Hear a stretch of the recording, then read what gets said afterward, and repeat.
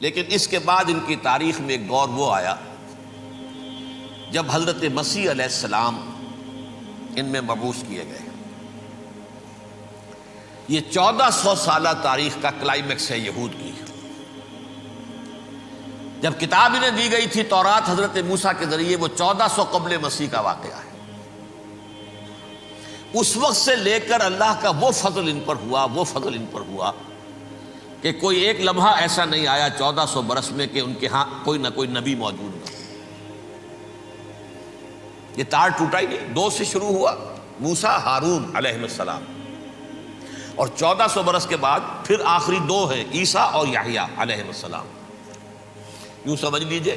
اور اس کے درمیان یہ تار ہے، اور اس تار میں کوئی ایک لمحہ ایسا نہیں آیا کہ کوئی نبی موجود ہو۔ اس میں اتار چڑھاؤ بہت سے آئے ہیں، اس کا وہ میرا موضوع نہیں ہے اس وقت۔ قبل مسیح کی تاریخ جو ہے وہ میرا موضوع نہیں ہے۔ قرآن مجید میں سورہ بنی اسرائیل کے پہلے رکوع میں اس کا تذکرہ موجود ہے۔ وَقَضَيْنَا إِلَىٰ بَنِي إِسْرَائِيلَ فِي الْكِتَابِ لَتُفْسِدُنَّ فِي الْأَرْضِ مَرَّتَيْنِ وَلَتَعْلُنَّ عُلُوًّا كَبِيرًا، 2 مرتبہ ان پر عذاب کے کوڑے برسے۔ پہلے اشوریوں کے ذریعے سے جو شامی تھے، سیرینز اشوری کہلاتے ہیں، پھر بابلیوں کے ذریعے سے یعنی عراقیوں کے ذریعے سے، بیبیلونیا نام تھا عراق کا پہلے، ان پر بہت بڑی بڑی تباہیاں آئیں، اللہ تعالیٰ کی طرف سے عذاب آئے۔ اس کے بعد پھر دوسرے دور میں دوسرا اقتدار کا دور آیا، خربستیاں بڑھ گئیں، تو پہلے گریکس کے ذریعے سے، یونانیوں کے ذریعے سے، اور پھر رومیوں کے ذریعے سے پسوایا گیا۔ یہ دور گزر چکے تھے ان پر، 2 عروج کے دور اور 2 زوال کے دور۔ میری چھوٹی سی کتاب ہے تنظیم اسلامی کا تاریخی پس منظر، شاید 6-7 روپے کی ہوگی، اس کو آپ دیکھیں گے تو اس میں اس کا پورا نقشہ آپ کو مل جائے گا۔ ویسے تو یہ کہ میری جو ذرا بڑی کتاب ہے سابقہ اور موجودہ مسلمان امتوں کا ماضی، حال اور مستقبل، اس میں میں نے ان معاملات پر بڑی تفصیل سے بحث کی۔ بہرحال یہ جو دور تھا ان کا 1400 سالہ، وہ اونچ نیچ سے ہوتا ہوا جب آیا ہے حضرت مسیح کی بعثت پر، تو ان کی شرارت کی انتہا یہ ہو گئی کہ اللہ تعالیٰ نے مسیح کو رسول بنا کر بھیجا، رسولاً الی بنی اسرائیل۔ حضرت موسیٰ اور حضرت عیسیٰ کے درمیان رسول کوئی نہیں ہے، سب نبی ہیں۔ حضرت موسیٰ رسول تھے اور حضرت عیسیٰ رسول ہیں۔ درمیان میں داؤد ہو، سلیمان ہو، یشعیاہ ہو، زکریا ہو، یہ سب نبی ہیں، یحییٰ نبی ہیں، رسول نہیں ہے۔ لہذا وہ شہید کر دیے گئے، رسول شہید نہیں ہو سکتا، قتل نہیں ہو سکتا۔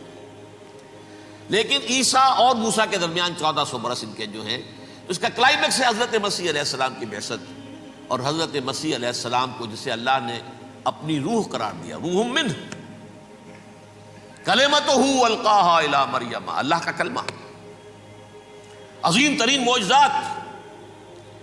انہوں نے کیا کہا؟ یہ ولد الزنا ہے، حرام زادہ ہے، معاذ اللہ، نقل کفر نہ باشد، یہ جادوگر ہے، یہ مرتد ہے، یہ واجب القتل ہے۔ اصل حکومت اس وقت رومیوں کی تھی حکومت، لیکن انہوں نے انہیں آٹونومی دے رکھی تھی، اپنے مذہبی معاملات تم خود طے کر سکتے ہو۔ تو قائفاس جو اس وقت کا ان کا ہیڈ ربائی تھا سب سے بڑا، اس کی عدالت نے فیصلہ کیا مسیح کو سولی چڑھا دیا جائے۔ پائلیٹس پونٹس، اس کے پاس ان کی ازداشت پہنچ گئی، یہ ہمارا مجرم ہے مذہبی، یہ مرتد ہے، یہ کافر ہے، یہ جادوگر ہے، یہ واجب القتل ہے، اسے قتل کرو، سولی چڑھا دو۔ خیر وہ لمبی بات ہو جائے گی، اس نے تو اپنے ہاتھ دھوئے کہ صاحب ہمارے پاس کوئی جرم نہیں ہے اس کے خلاف، تم کہتے ہو تو ٹھیک ہے، سولی چڑھا دیتے۔ یہ دوسری بات ہے کہ اللہ نے حضرت مسیح کو اٹھا لیا آسمان پر، ان کی جگہ وہ شخص سولی چڑھا جس نے غداری کر کے گرفتار کروایا تھا، جوڈاس اسکیریوٹ، اس کی شکل اللہ نے بدل دی حضرت مسیح کی سی، اور حضرت مسیح کو فرشتے اٹھا کے اوپر لے گئے، وہ زندہ آسمان پر اٹھا لیے گئے۔ اور یہ ساری تفاصیل نہ قرآن میں ہے نہ حدیث میں ہے، یہ انجیل میں ہے، لیکن انجیل کون سی؟ برنباس کی انجیل، gospel of the lord according to saint Barnabas. یہ حواریین مسیح میں سے تھے، لیکن عیسائی ان کو تسلیم نہیں کرتے، ان کی بائبل کو صحیح نہیں مانتے، کینونیکل نہیں مانتے۔ 100 انجیلیں تھیں، 104 تھیں، جن میں سے 4 چنی ہیں انہوں نے، یہ متی اور جان اور مرقس مارکس، یہ ہے تو یہ 4 انجیلیں ہیں، انہوں نے تسلیم کیے کہ یہ کینونیکلز ہیں، یہ تو ہیں حقیقی، باقی جو ہیں 100 اس کو وہ تسلیم نہیں کرتے۔ ان میں سے ایک ہے یہ برنباس، اس میں یہ تفصیل ہے کہ اللہ تعالیٰ نے اس شخص کی، جیوڈاس کی، یہودا جیوڈاس اس کو انگریزی میں کہتے ہیں، اس کی شکل بدل دی حضرت مسیح کی سی، وہ گرفتار ہوا، وہ سولی چڑھا۔ وہ غدار تھا، غداری کی سزا اسے ملنی تھی، وہ مل گئی۔ حضرت مسیح کو فرشتے 4 اٹھ رہے ہیں، جس کوٹھڑی میں حضرت مسیح مقیم تھے، ایک باغ کے اندر روپوش تھے، اس کی چھت پھٹی ہے، 4 فرشتے آئے ہیں، حضرت مسیح کو اٹھا کر لے گئے ہیں، چھت برابر ہو گئی ہے، اس کے بعد وہ شخص پکڑا گیا۔ بہرحال حضرت مسیح کو اللہ نے اٹھا لیا آسمان۔ لیکن وہ دن ہے کہ اس قوم کو اب مغضوب علیہم قرار دے دیا گیا۔ نوٹ کر لیجئے، اصل میں تو ہونا یہ چاہیے تھا کہ رسول کی جان کے در پہ جب کوئی امت ہو جاتی تھی تو اللہ کا قاعدہ یہ تھا کہ اس امت کو نسیہ منسیہ کر دیا جائے۔ حضرت نوح کی قوم کو ختم کیا یا نہیں؟ حضرت ہود کی نگاہوں کے سامنے قوم عاد برباد کی گئی یا نہیں؟ حضرت صالح کی نگاہوں کے سامنے قوم سمود برباد ہوئی؟ یہ اللہ کا قاعدہ رہا۔ سدوم اور عمورہ کی بستیاں حضرت لوط علیہ السلام جہاں بھیجے گئے، مدین کا علاقہ جہاں حضرت شعیب بھیجے گئے، اہل فرعون جن کی طرف موسیٰ کو بھیجا گیا، سب ہلاک کر دیے گئے۔ کیونکہ رسولوں کے بارے میں اللہ کا نبیوں کے بارے میں یہ بات نہیں ہے۔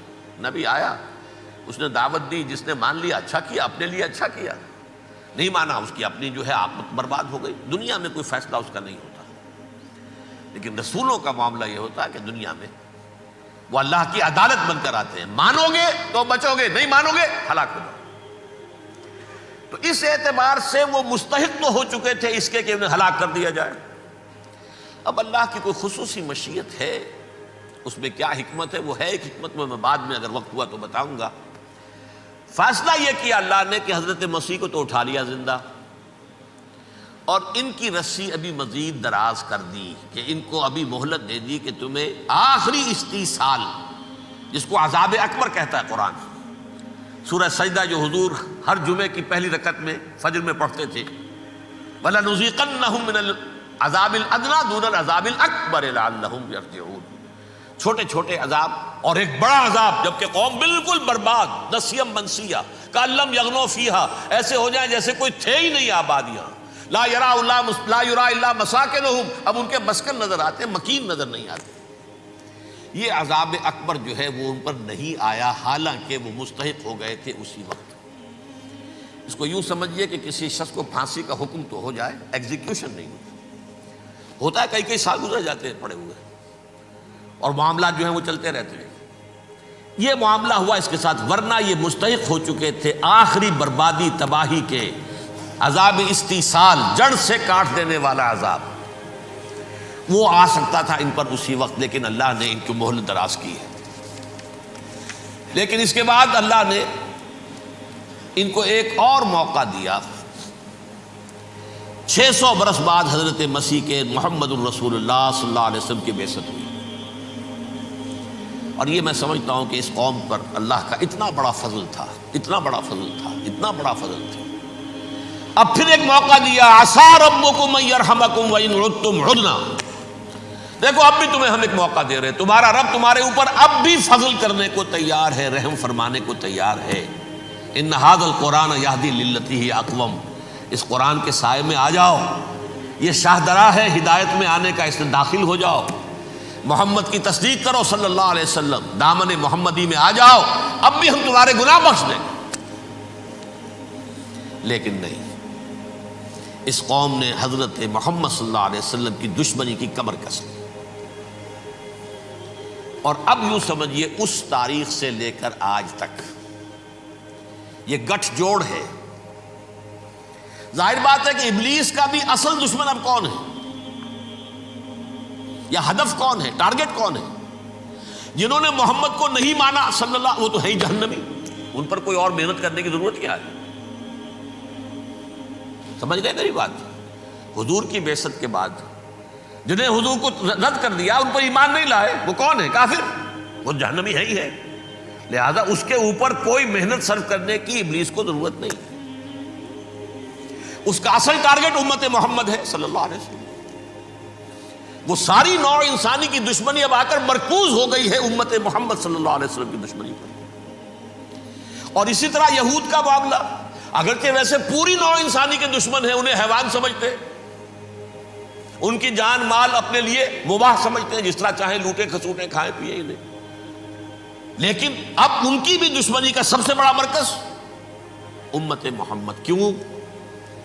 وہی تکبر اور حسد، وہی بیماریاں۔ انہیں تکبر یہ ہو گیا تھا کہ 2000 سال سے یہ نبوت ہماری میراث، ہماری جاگیر، بنو اسرائیل کے اندر سینکڑوں نبی آئے، 3 کتابیں اللہ نے ہمیں عطا کی، یہ کہاں سے آ گیا محمد صلی اللہ علیہ وسلم؟ معاذ اللہ ثم معاذ اللہ، یہ امیین میں سے، یہ جنٹائلز میں سے، یہ گوئنز میں سے، یہ حقیر ان پڑھ، کہاں ہم کہاں یہ نہیں تسلیم کریں گے۔ حالانکہ قرآن کہتا ہے یعرفونہ کما یعرفون ابناہم، ان کے علماء ایسے پہچانتے تھے حضور کو جیسے اپنے بیٹوں کو پہچانتے ہیں کہ یہ آخری نبی ہے، لیکن تکبر اور حسد کی آگ میں جل اٹھے۔ اب ان کے بھی دشمنی کس سے ہے؟ محمد اور امت محمد صلی اللہ علیہ وسلم۔ یہ گٹھ جوڑ ہے۔ اب دیکھیے، یہ ہے میری گفتگو کا اب تک کی گفتگو کا حاصل، یہ گٹھ جوڑ، ایک غیر مرئی دنیا، انویزیبل دنیا کا ابلیس لعین اور جنات میں سے اس کے لشکری فوج، انسانوں میں سے ویسے تو اور بھی بہت جگہ اس کے ایجنٹ ہیں، مسلمانوں میں بھی ہے، لیکن بحیثیت قوم، بحیثیت مجموعی، ایک پوری قوم، ایک پوری نسل جو ہے اس کے ساتھ گٹھ جوڑ ہے۔ ان دونوں کی گٹھ جوڑی کے ساتھ یہ دشمن دون ہیں انسانیت کے، پہلا دشمن ابلیس لعین، عزازیل لعین، اور دوسرے دشمن یہود ملعون۔ صلی اللہ علی محمد صلی اللہ